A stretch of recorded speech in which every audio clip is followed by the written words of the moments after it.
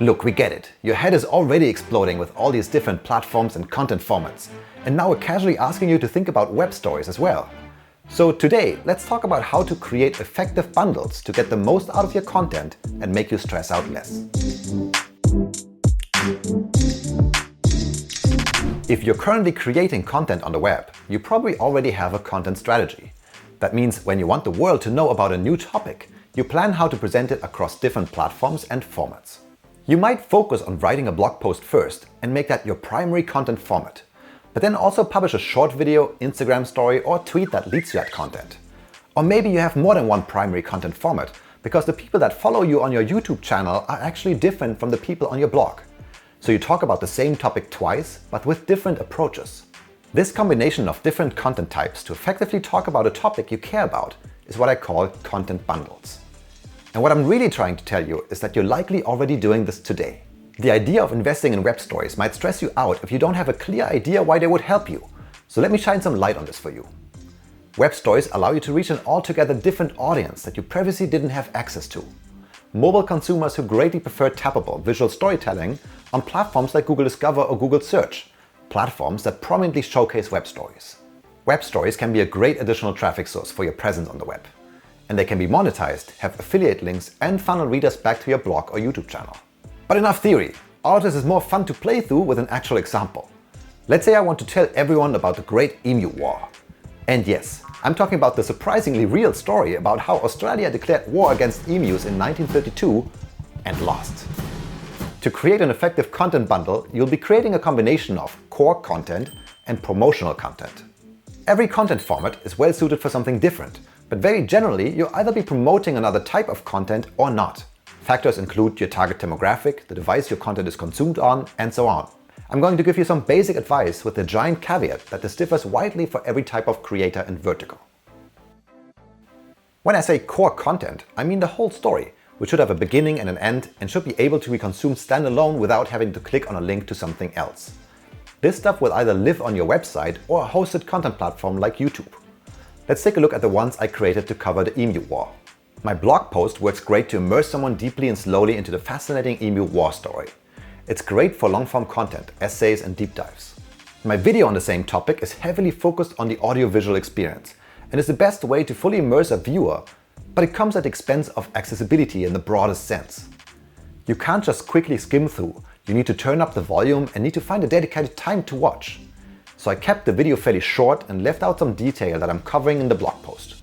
And my final variant of core content is my web story. What's great about the Emu War web story is that it kind of fills the sweet spot between blog post and video.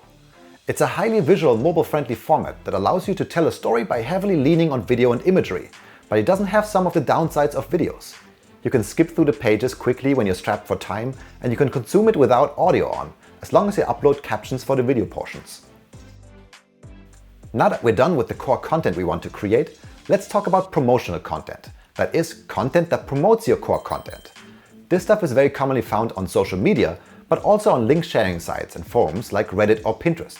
For our Emu War story, I decided to create a tweet using an image that I'm also using in my blog post, include it in my fictional regular newsletter that my blog readers have subscribed to, and create a YouTube short that can help drive traffic to my blog post. Social media posts are useful if you've cultivated a strong following that is on the lookout for your content, while the newsletter is a great way to push through the algorithmic feeds and directly reach those that subscribe to yours. There are many more ways to promote your content, of course. You could add Pinterest, TikTok, Reddit, Discord, Clubhouse and more to the mix.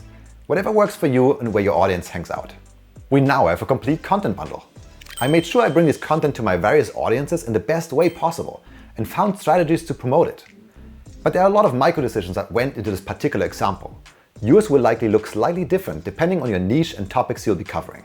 Also, sometimes the lines between core and promotional content are blurry.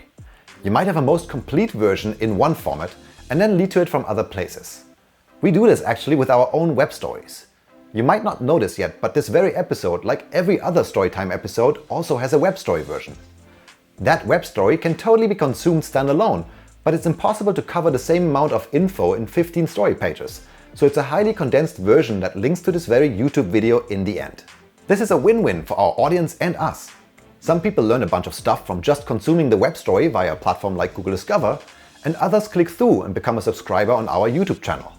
Web stories can fit your content strategy in many different ways. For example, Marissa from marissamoore.com does something similar to us. She creates recipe stories that link to a more detailed version of the same recipe on her blog. On the other hand, Forbes uses web stories as a standalone content that then links to other web stories.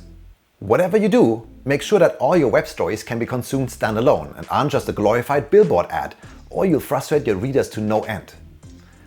Alright, I told you at the very beginning of this video that this content bundle approach will make your head explode less. But I ironically rambled for so long that your head might explode because of all this explaining.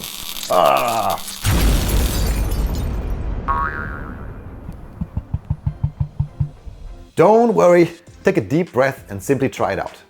Find a topic you care about, create your first content bundle and share it with us. I hope this was helpful and would really appreciate your feedback, whether you do it with the like button, by subscribing in the comments or tweeting at us. If you're curious about a topic we haven't covered yet, let us know. Onwards.